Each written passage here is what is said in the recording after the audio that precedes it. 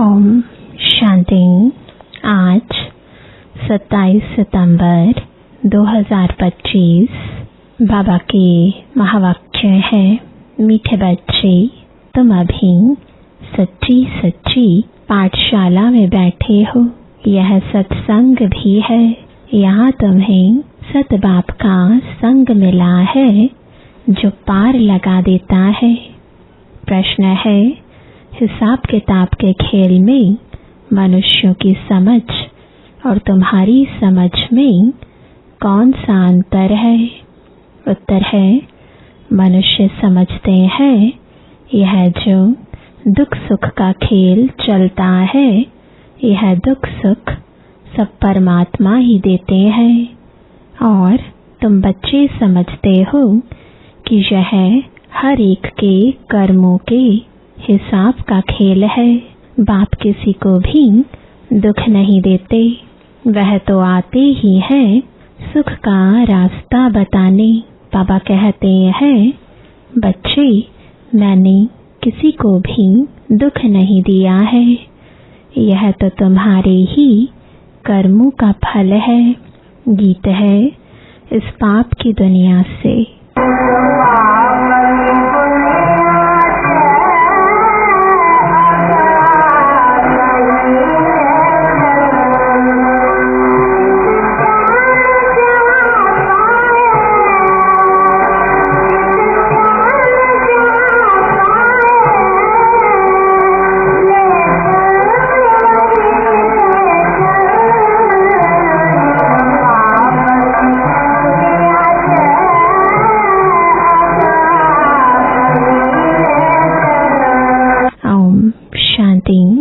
मीठे मीठे रूहानी बच्चों ने गीत सुना।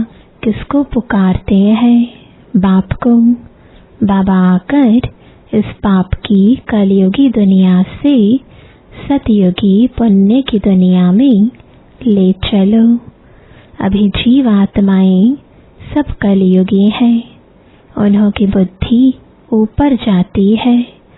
बाप कहते हैं, मैं जो हूँ, जैसा हूँ, ऐसा कोई नहीं जानते हैं।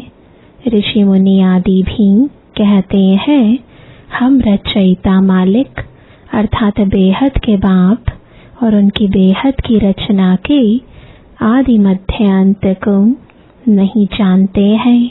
आत्माएं जहाँ रहती हैं वह है ब्रह्म महातत्व, जहाँ सूर्य चांद नहीं होते हैं, न मूल वतन न सूक्ष्म वतन में। बाकी इस मांडवे में तो बिजलियां आदि सब चाहिए ना, तो इस मांडवे को बिजली मिलती है, रात को चांद सितारे, दिन में सूर्य। यह है बत्तियां। इन बत्तियों के होते हुए भी अंधियारा कहा जाता है। रात को तो फिर भी बत्ती जलानी पड़ती है। सतयुग त्रेता को कहा जाता है दिन, और भक्ति मार्ग को कहा जाता है रात। यह भी समझ की बात है।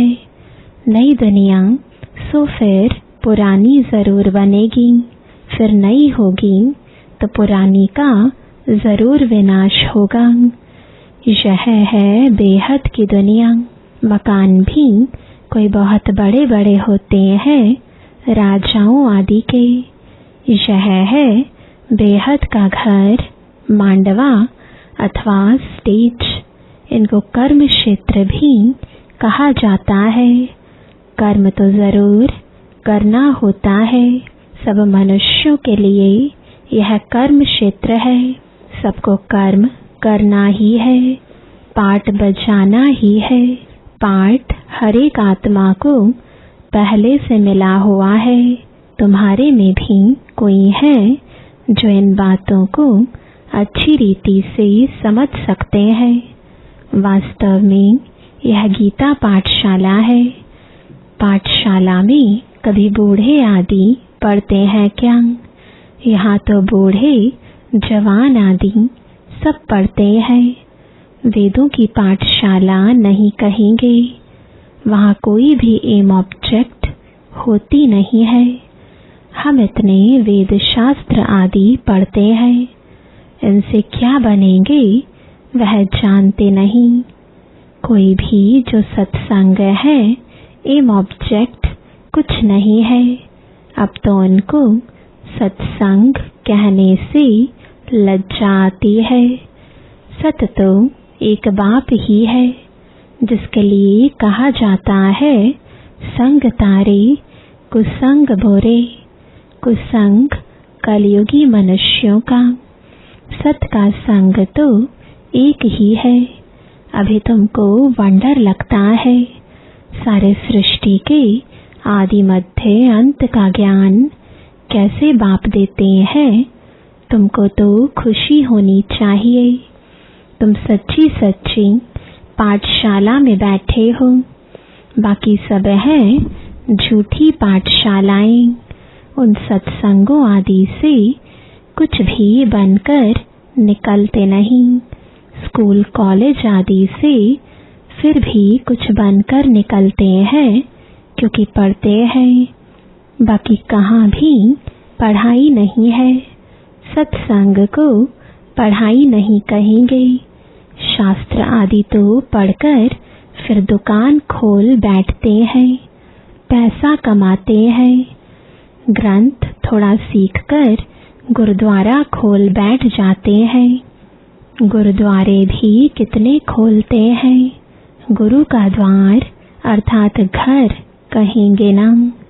फाटक खुलता है, वहां जाकर शास्त्र आदि पढ़ते हैं। तुम्हारा गुरुद्वारा है मुक्ति और जीवन मुक्ति धाम सतगुरु द्वार। सतगुरु का नाम क्या है? अकाल मूरत। सतगुरु को अकाल मूरत कहते हैं। वह आकर मुक्ति जीवन मुक्ति का द्वार खोलते हैं। अकाल मूरत है ना, जिसको काल भी खा नहीं सकता। आत्मा है ही बिंदी, उनको काल कैसे खाएगा।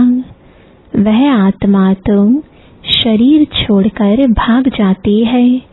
मनुष्य समझते थोड़े ही हैं कि एक पुराना शरीर छोड़ फिर जाए दूसरा लेगी। फिर इसमें रोने की क्या दरकार है। यह तुम जानते हो, ड्रामा अनादि बना हुआ है। हर एक को पाठ बजाना ही है। बाप ने समझाया है, सतयुग में है नष्टो मोहा। मोहजीत की भी कहानी है ना। पंडित लोग सुनाते हैं, माताएं भी सुन सुनकर फिर ग्रंथ रख बैठ जाती हैं सुनाने के लिए। बहुत मनुष्य जाकर सुनते हैं, उनको कहा जाता है कनरस। ड्रामा प्लान अनुसार मनुष्य तो कहेंगे हमारा दोष क्या है, तुम हमको बुलाते हो कि दुख की दुनिया से ले जाओ। अब मैं आया हूँ तो मेरा सुनना चाहिए ना। बाप बच्चों को बैठ समझाते हैं, अच्छी मत मिलती है तो वह लेनी चाहिए ना। तुम्हारा भी कोई दोष नहीं है। यह भी ड्रामा था। राम राज्य रावण राज्य का खेल बना हुआ है। खेल में कोई हार जाते हैं तो उनका दोष थोड़े ही है। जीत और हार होती है, इसमें लड़ाई की बात नहीं। तुमको बादशाही थी, यह भी आगे तुमको मालूम नहीं था। अभी तुम समझते हो। जो सर्विसेबल है, जिसका नाम बाला है। दिल्ली में सबसे नामी ग्रामी समझाने वाला कौन है? तो झट नाम लेंगे जगदीश का। तुम्हारे लिए मैगजीन भी निकालते हैं, उसमें सब कुछ आ जाता है। अनेक प्रकार की पॉइंट्स लिखते हैं। ब्रिजमोहन भी लिखते हैं। लिखना कोई मासी का घर थोड़े ही है। जरूर विचार सागर मंथन करते हैं, अच्छी सर्विस करते हैं। कितने लोग पढ़कर खुश होते हैं। बच्चों को भी रिफ्रेशमेंट मिलती है। कोई कोई प्रदर्शनी में बहुत माथा मारते हैं, कोई कोई कर्म बंधन में फंसे हुए हैं, इसलिए इतना उठा नहीं सकते हैं। यह भी कहेंगे ड्रामा, अबलाओं पर भी अत्याचार होने का ड्रामा में पार्ट है। ऐसा पाठ क्यों बजाया? यह प्रश्न ही नहीं उठता। यह तो अनादि बना बनाया ड्रामा है। उनको कुछ कर थोड़े ही सकते हैं। कोई कहते हैं हमने गुनाह क्या किया जो ऐसा पाठ रखा है। अब गुनाह की तो बात नहीं, यह तो पाठ है। अबलाएं कोई तो निमित्त बनेंगी जिन पर सितम होंगे। ऐसे तो फिर सब कहेंगे हमको यह पाठ क्यों? नहीं, यह बना बनाया ड्रामा है। पुरुषों पर भी अत्याचार होते हैं। इन बातों में सहनशीलता कितनी रखनी पड़ती है। बहुत सहनशीलता चाहिए। माया के विघ्न तो बहुत पड़ेंगे। विश्व की बादशाही लेते हो तो कुछ मेहनत करनी पड़े। ड्रामा में आपदाएं खिटपिट आदि कितनी है। अबलाओं पर अत्याचार लिखा हुआ है। रक्त की नदियां भी बहेंगी, कहाँ भी सेफ्टी नहीं रहेगी। अभी तो सुबह को क्लास आदि में जाते हो सेंटर्स पर, वह भी समय आएगा जो तुम बाहर निकल भी नहीं सकेंगे। दिन प्रतिदिन जमाना बिगड़ता जाता है और बिगड़ना है। दुख के दिन बहुत जोर से आएंगे। बीमारी आदि में दुख होता है तो फिर भगवान को याद करते पुकारते हैं। अभी तुमको मालूम है बाकी थोड़े दिन है, फिर हम अपने शांति धाम सुख धाम जरूर जाएंगे। दुनिया को तो यह भी पता नहीं है। अभी तुम बच्चे फील करते हो ना। अभी बाप को पूरी रीति जान गए हैं। वह सब तो समझते हैं परमात्मा लिंग है। शिवलिंग की पूजा भी करते हैं। तुम शिव के मंदिर में जाते थे, कभी यह ख्याल किया कि शिवलिंग क्या चीज है? जरूर यह जड़ है तो चैतन्य भी होगा। यह तब क्या है? भगवान तो रचता है ऊपर में, उनकी निशानी है सिर्फ पूजा के लिए। पूज्य होंगे तो फिर यह चीजें नहीं होंगी। शिवकाशी के मंदिर में जाते हैं, किसको पता थोड़े ही है भगवान निराकार है। हम भी उनके बच्चे हैं। बाप के बच्चे होकर फिर हम दुखी क्यों हैं? विचार करने की बात है ना। आत्मा कहती है हम परमात्मा की संतान है, फिर हम दुखी क्यों हैं? बाप तो है ही सुख देने वाला। बुलाते भी हैं हे भगवान हमारे दुख मिटाओ। वह कैसे मिटाए दुख सुख? यह तो अपने कर्मों का हिसाब है। मनुष्य समझते हैं सुख का एवजा सुख, दुख का एवजा दुख परमात्मा ही देते हैं, उन पर रख देते हैं। बाप कहते हैं मैं कभी दुख नहीं देता हूँ, मैं तो आधा कल्प के लिए सुख देकर जाता हूँ। यह फिर सुख और दुख का खेल है। सिर्फ सुख का ही खेल होता फिर तो यह भक्ति आदि कुछ ना हो। भगवान से मिलने के लिए ही यह भक्ति आदि सब करते हैं ना। अब बाप बैठ सारा समाचार सुनाते हैं। बाप कहते हैं तुम बच्चे कितने भाग्यशाली हो। उन ऋषि मुनियों आदि का कितना नाम है। तुम हो राज ऋषि, वह है हठ योग ऋषि। ऋषि अर्थात पवित्र। तुम स्वर्ग के राजा बनते हो तो पवित्र जरूर बनना पड़े। सतयुग त्रेता में जिनका राज्य था उनका ही फिर होगा, बाकी सब पीछे आएंगे। तुम अभी कहते हो हम श्रीमत पर अपना राज्य स्थापन कर रहे हैं। पुरानी दुनिया का विनाश होने में भी समय तो लगेगा ना। सतयुग आना है, कलयुग जाना है। कितनी बड़ी दुनिया है, एक एक शहर मनुष्यों से कितना भरा हुआ है। धनवान आदमी दुनिया का चक्र लगाते हैं, परंतु यहाँ सारी दुनिया को कोई देख ना सके। हाँ, सतयुग में देख सकते हैं, क्योंकि सतयुग में है ही एक राज्य। इतने थोड़े राजाएं होंगे। यहाँ तो देखो कितनी बड़ी दुनिया है। इतनी बड़ी दुनिया का चक्र कौन लगाए। वहाँ तुमको समुद्र में जाने का नहीं है। वहाँ सीलोन, बर्मा आदि होंगे नहीं, कुछ भी नहीं। यह कराची नहीं होगी। तुम सब मीठी नदियों के किनारे पर रहते हो। खेती बाड़ी आदि सब होती है।